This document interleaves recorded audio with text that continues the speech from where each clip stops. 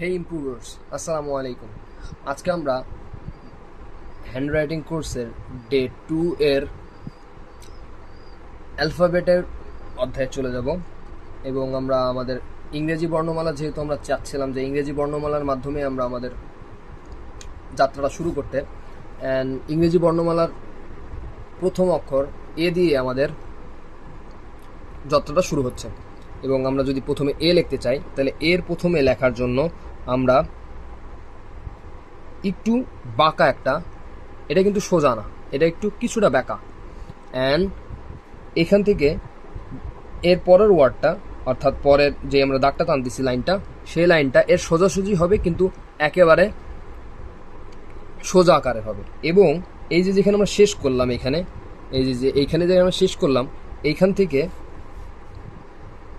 আমরা আরেকটা দাগ টানবো এবং যেটা আমাদের এর মাথা দিয়ে একটা ফুলের মতন দিয়ে এটা শেষ করে দেবে। এটা আমাদের এ। আমরা আরেকটা লেখার চেষ্টা করি।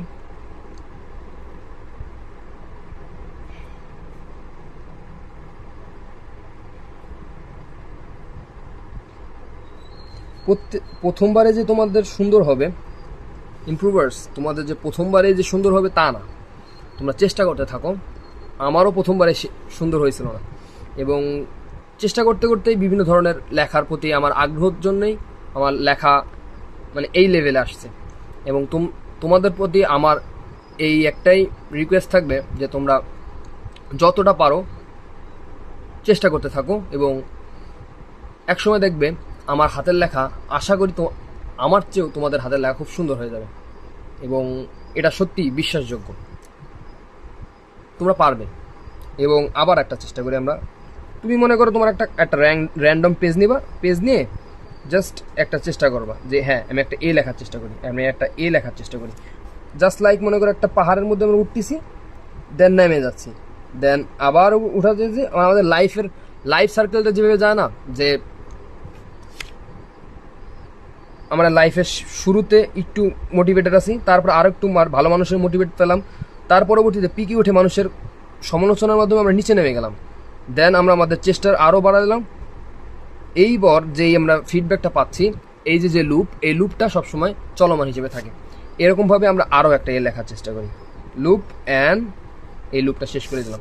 অতএব তুমি দেখতে পাচ্তেছো যে এটা যদি আমরা উল্টো করে দেখি, দেখো এটা কিন্তু একটা পির মতো মনে হচ্ছে, দেখেছো তোমরা? এটা কিন্তু ইমপ্রুভার্স, এটা কিন্তু একটা পির মতন।